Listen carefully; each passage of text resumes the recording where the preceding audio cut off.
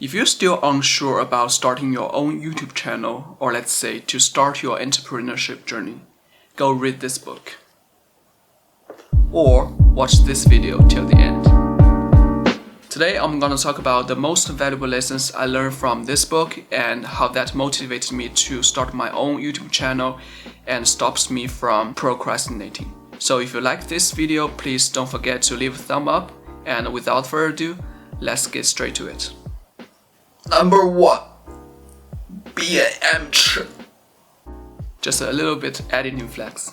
The world is changing at such a rapid rate that it's turning us all into amateurs. This idea is really refreshing. It tells us we don't have to be that professional to start our YouTube career, or to say no one is professional at all, because this world is changing at such a rapid rate that everyone every day can learn something new. Even the biggest YouTuber, they are not that professional that to say they don't have to learn new things at all, because that's impossible. In that sense, everyone is somehow an amateur. What makes an amateur? An amateur is willing to learn. An amateur is not afraid of making mistakes. An amateur is okay with critiques. After all, I'm just an amateur. What do you want from me, right? So with that being said, we should not avoid the fact that we are amateurs. In the contrary, we want to embrace the fact that we are amateurs, because amateurs can teach better than the professionals sometimes. Because for the professionals, they have done things like thousands or 10,000 of times, and they might ignore some details because they think this very simple thing and everyone can do this probably. But in fact, it's not. That means people are more willing to see how you get from 0 to 1 instead of to see like from 99 to 100. So be an amateur, have the mentality of the amateur, and share your process of learning.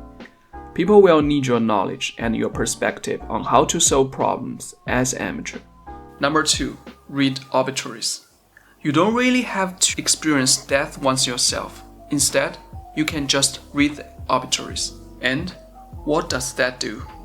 George Lucas, the director of Star Wars, once said this after a near-death experience. I'm not going to sit here and wait things to happen.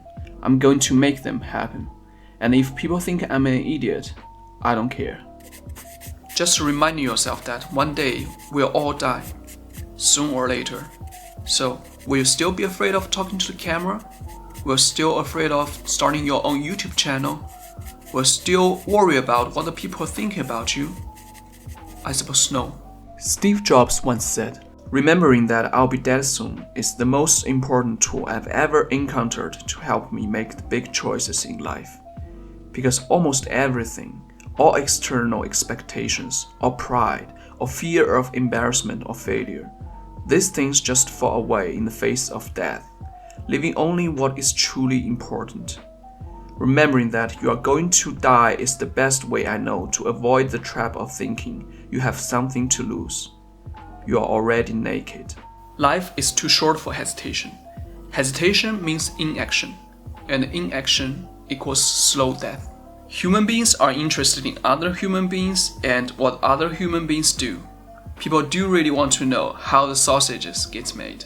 Whatever your work is, there must be something that's worth sharing, and there are people who would be interested in it. So even if there is one person who finds your video entertaining or helpful, then you should not quit it.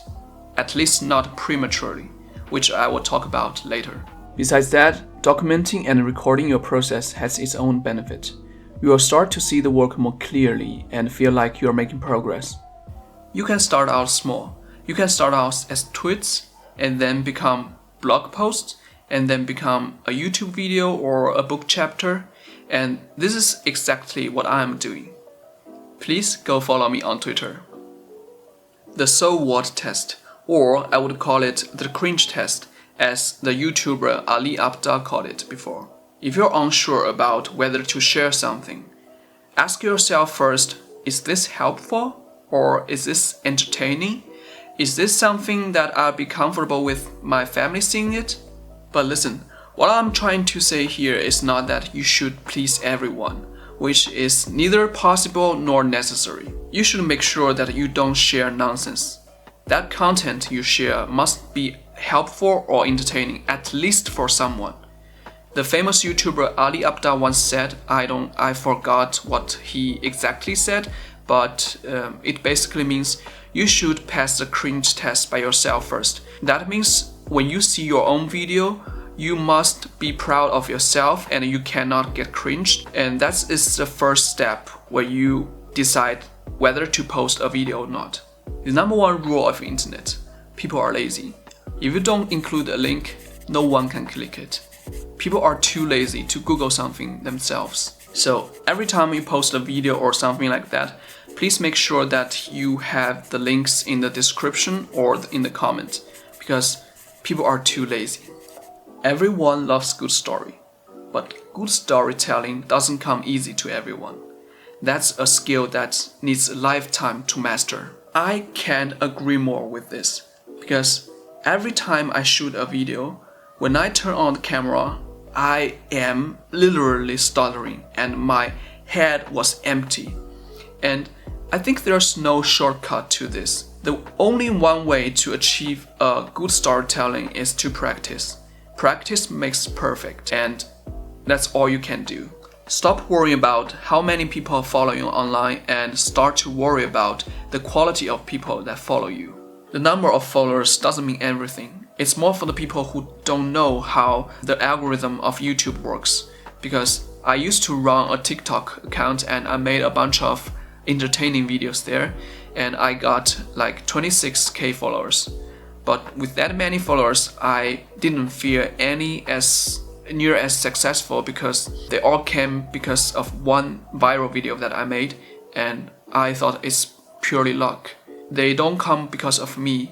When we talk about for the algorithm, it's more important that how long they watch your video and how many of them are interacting with you and how many of them are willing to pay you for something that you can help them with. So, worry more about the quality, not the quantity, because after all, it's the quality that makes the difference. Don't quit prematurely. As I said before, I've been active on both TikTok and YouTube. And the thing about YouTube is, especially with the long-form videos, you will not be seen too soon. What I'm referring to here is not after posting 3 or 4 videos, but probably 30 or 40 videos. I've already made a viral video which has 18 million views on TikTok after I only posted 5 videos. Even my first video had 14 likes or something on TikTok. But it's totally different in YouTube, since people won't click in your video if your thumbnail or title are not appearing enough. But with short form videos, they are pushed in everyone's For You page, so people have to watch it, even if they are not interested in this topic. Don't get fooled by the views of your first couple of videos, but also don't speedrun making 30 or 40 videos, but that they are all garbage videos just to reach that threshold. It's also not good, because it doesn't work like that. Please bear in mind that you are making video to entertain people or to help people. You are not making videos for yourself. Have this mentality and you will keep making high quality videos. Don't quit prematurely and keep it going. What's up guys, I'm really thankful that you're still here, and that's basically the most valuable lessons you can learn from this book about how to start a YouTube career. So it's about mentality, and it's also about how you do it, the strategies, the basic steps. I hope that you learn a lot from this video, and this is my second video about books. If you like this video, please don't forget to subscribe and leave a thumb up, and see you next time.